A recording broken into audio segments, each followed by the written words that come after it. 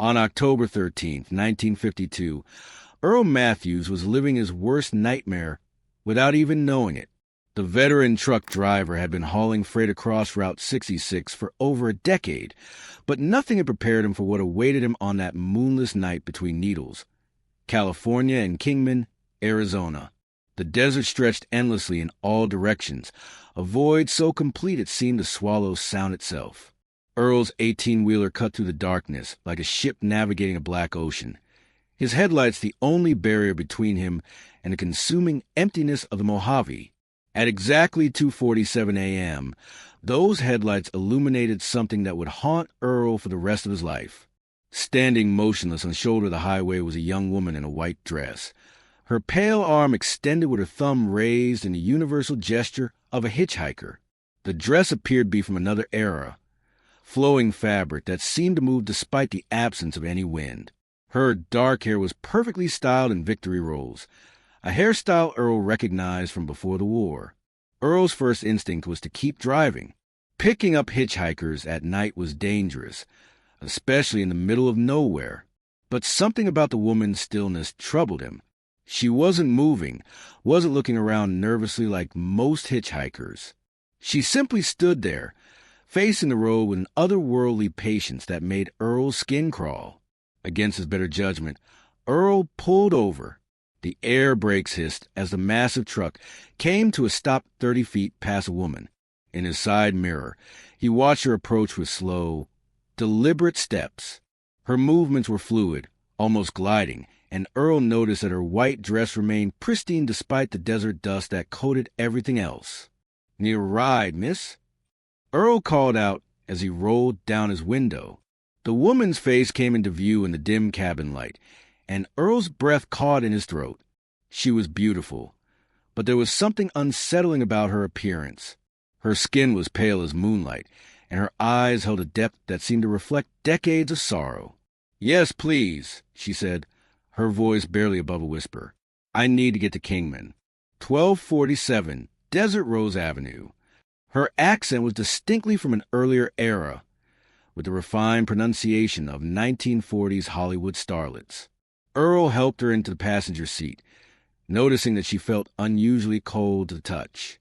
As they pulled back on the highway, he attempted small talk. "You're out pretty late. Everything all right?" "I'm going home," she replied simply, staring straight ahead at the road. "I've been trying to get home for a very long time." The conversation died there, replaced by an uncomfortable silence that seemed to press against Earl's eardrums. He turned on the radio to break the tension, but instead of the late-night country music he expected, the speakers crackled with what sounded like a 1940s big band performance. The announcer's voice cut to the music. "This is KGR, broadcasting live from downtown Los Angeles on this beautiful evening of October 13th, 1947. Earl's blood ran cold. He glanced at the radio's dial, confirming it was tuned to his usual station. When he looked back at the road, he noticed something that made his hands tremble on the steering wheel. The temperature gauge on his dashboard showed the cabin temperature had dropped 20 degrees in the past few minutes, and frost was beginning to form on the inside of his windshield despite the desert heat outside. But the most terrifying realization came when Earl looked into his rear-view mirror. He could see his own tired face reflected clearly, but the passenger seat appeared completely empty. He turned to look directly at the woman beside him. She was still there, solid and real, but somehow invisible to every reflective surface in the truck. "Miss?" Earl's voice cracked. "What did you say your name was?" "Mary," she whispered without turning to look at him. "Mary Henderson. I'm a nurse. I was supposed to start work at Cedars of Lebanon Hospital in Los Angeles, but I never made it there. The bus never made it there." Earl's mind raced as they approached the outskirts of Kingman. The city lights appeared ahead like scattered stars, but when they reached the address Mary had given him, there was nothing there but an empty lot overgrown with desert brush. Earl turned to ask Mary about the address, but the passenger seat was empty.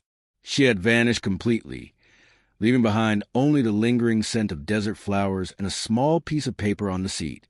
With shaking hands, Earl picked up the paper. It was a Greyhound bus ticket, yellow with age, dated October 13th, 1947, exactly 5 years earlier. The destination read Los Angeles, California, and the passenger name was listed as M. Henderson. That's when Earl Matthews became the 7th truck driver that month to walk into the Kingman Police Department with an impossible story about a phantom hitchhiker who had died 5 years before she ever entered his truck. Detective Ray Sullivan had seen his share of strange cases in 15 years with the Kingman Police Department. But the reports flooding in about the phantom hitchhiker were unlike anything in his experience. 7 different drivers, all reliable men with clean records, had reported picking up the same woman on the same stretch of Route 66. The details of their stories were impossibly consistent. The white dress, the 1940s hairstyle, the address that didn't exist, and the mysterious disappearance before reaching the destination. Sullivan's investigation began with the obvious question: who was Mary Henderson? The 1947 bus ticket that Earl Matthews had provided was authentic, verified by Greyhound's records department. Mary Henderson had indeed purchased a ticket from Phoenix to Los Angeles on October 13, 1947, but according to official records, that bus had never crashed. In fact, according to Greyhound, bus number 471 had completed its route without incident. But Sullivan was a thorough investigator, and something about the official story didn't sit right with him. He drove out to the stretch of highway where all the sightings had occurred, a particularly desolate section known locally as Devil's Backbone for its treacherous curves and drop-offs. The area was roughly 50 miles from the Nevada test site, where the government had been conducting atomic bomb tests since 1951. During his roadside investigation, Sullivan discovered something the previous reports had missed: scorch marks on the asphalt that had been painted over multiple times, and fragments of metal buried in the sand that didn't match any known vehicle types.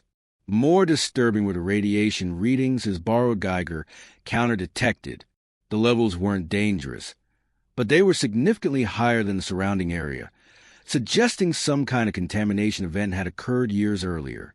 Sullivan's breakthrough came when he interviewed an elderly gas station attendant named Pete Kowalski, who had worked a night shift on Route 66 since 1945. Pete's hands shook as he poured coffee and shared what he'd witnessed 5 years earlier.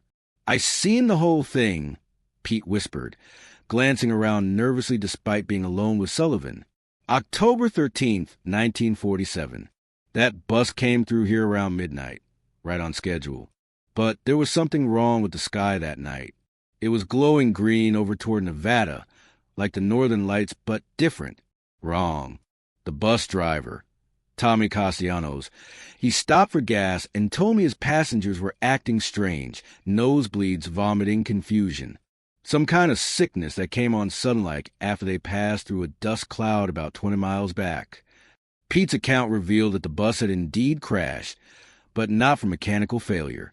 The passengers had become increasingly ill and disoriented, and when Tommy tried to rush them to the nearest hospital, he lost control during what witnesses described as an unnatural sandstorm that appeared out of nowhere. The government boys showed up before the ambulances. Pete continued. Men in suits with radiation badges and equipment I'd never seen before. They told everyone the bus had been empty, that it was just a routine mechanical failure. But I seen them load 23 body bags into unmarked trucks. They threatened me, said talking about what I seen would be treason during wartime.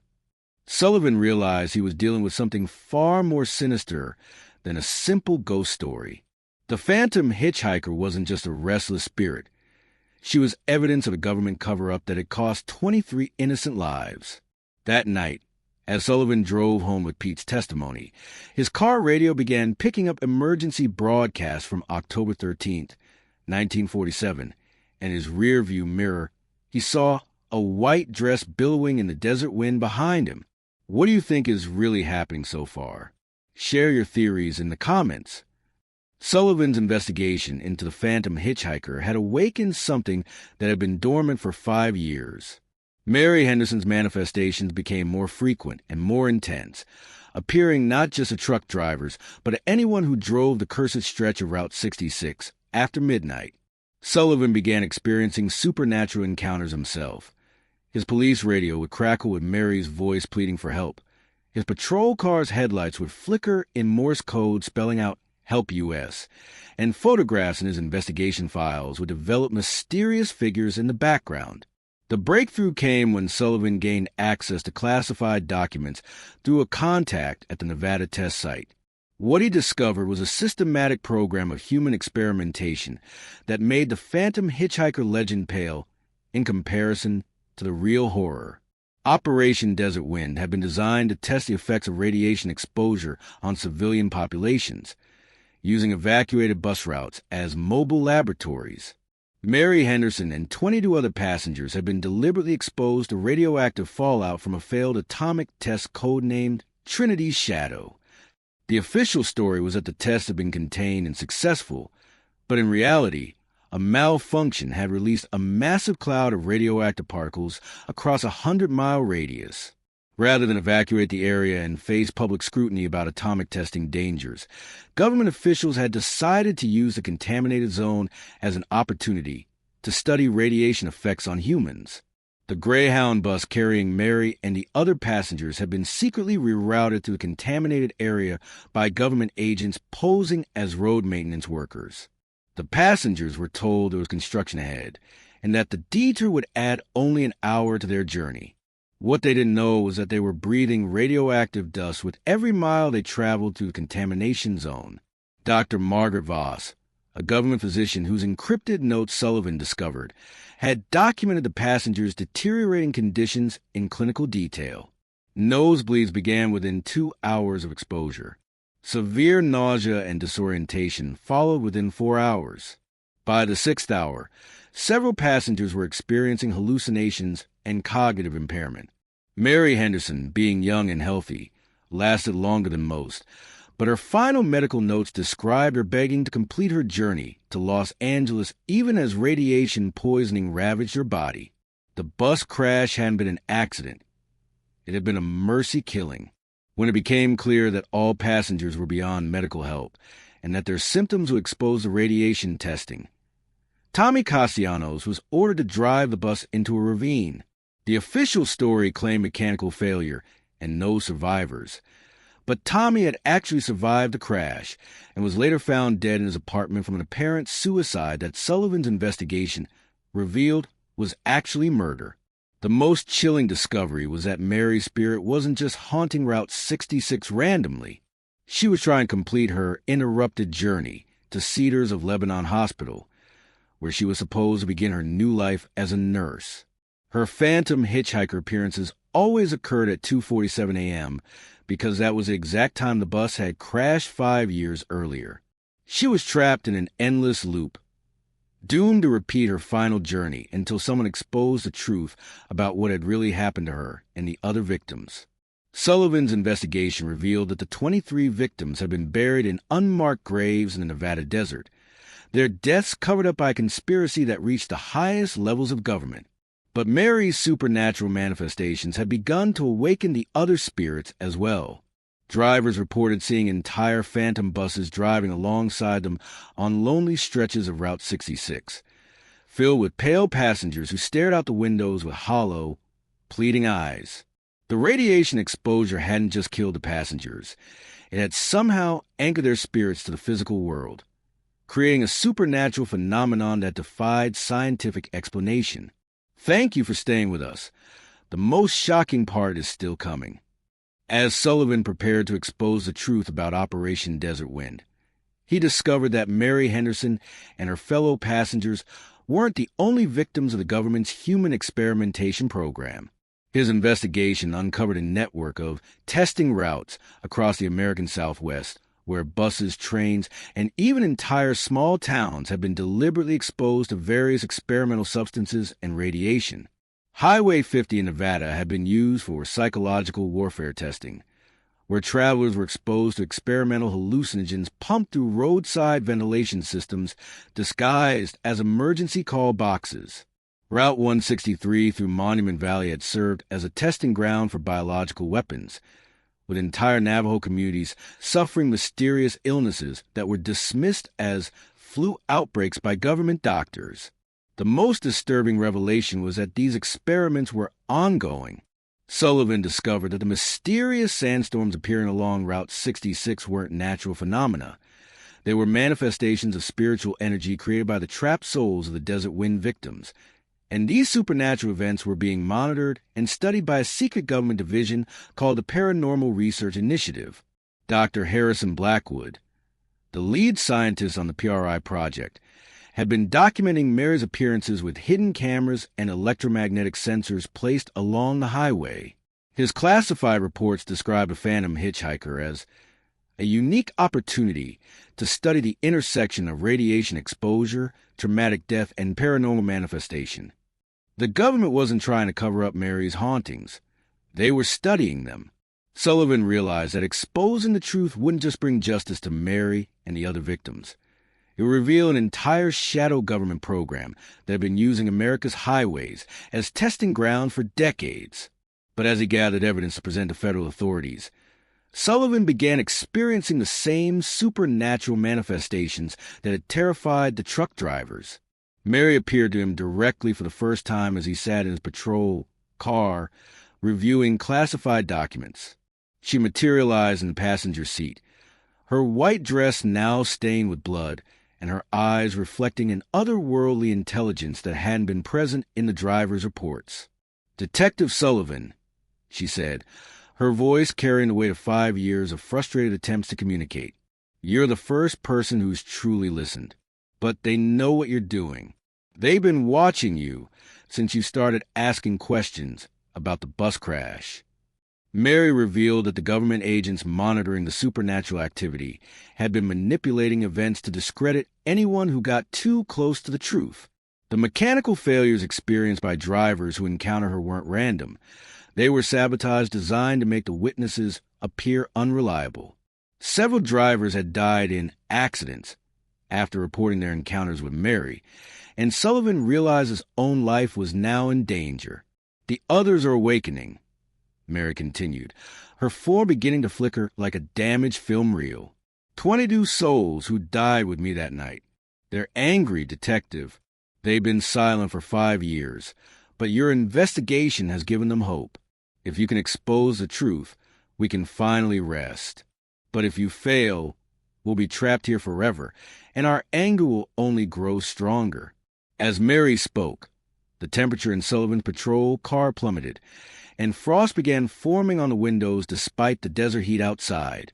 Through the windshield, Sullivan could see the highway beginning to shimmer with an unnatural heat distortion, and in the distance, the faint outline of a 1940s Greyhound bus was materializing from the darkness.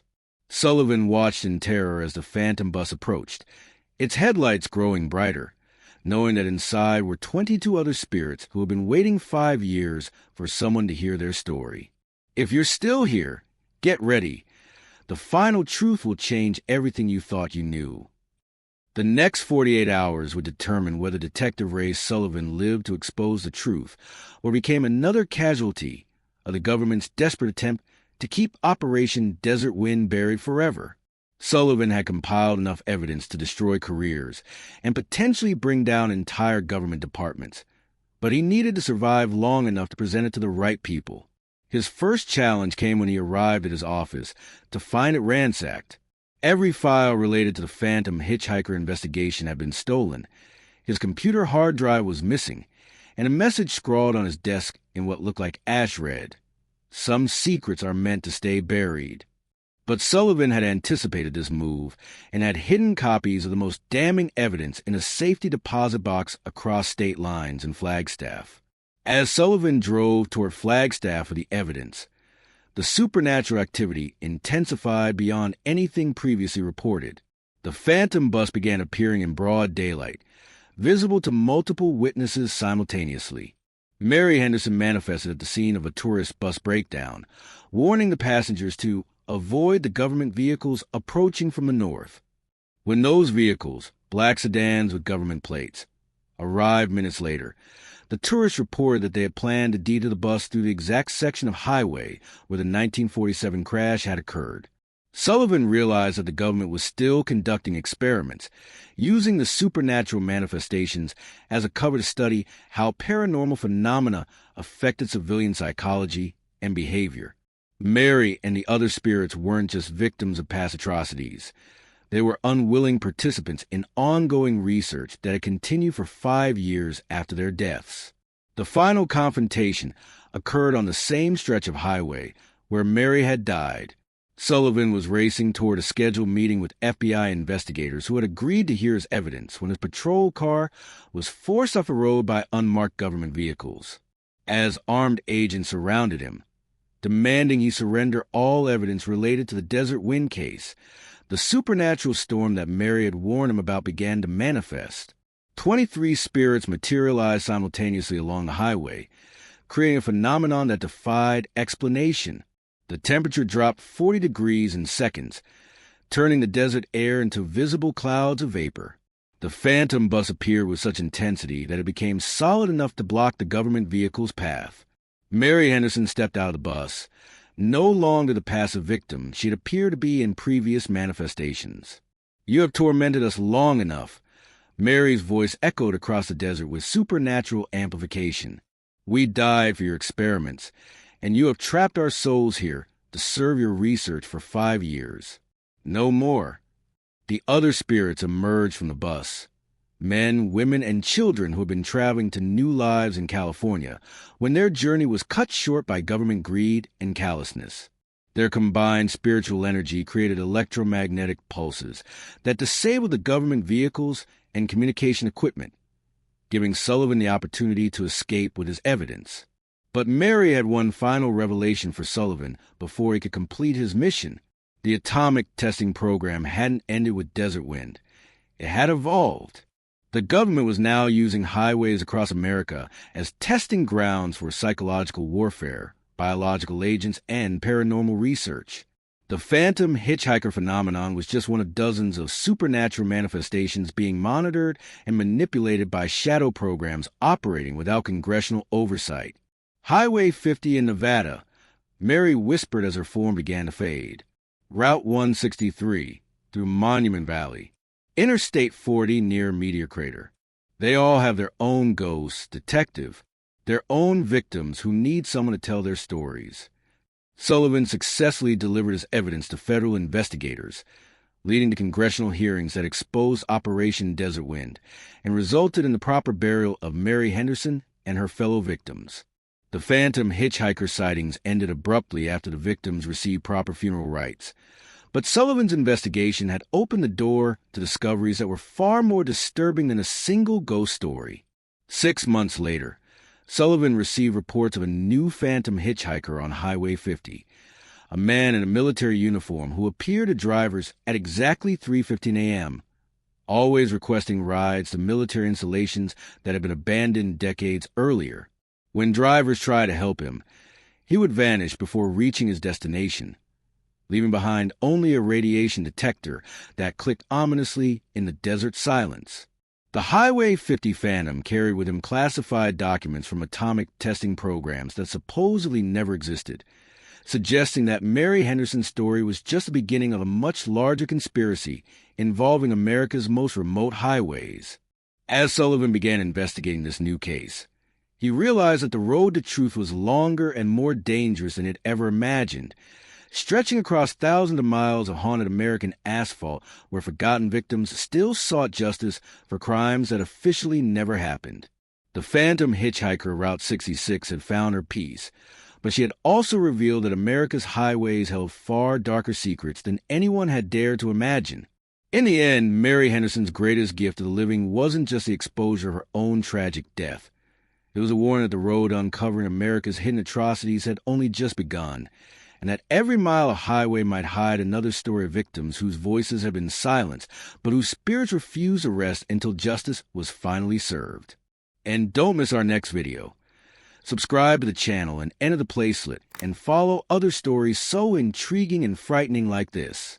Click on the screen to watch it now.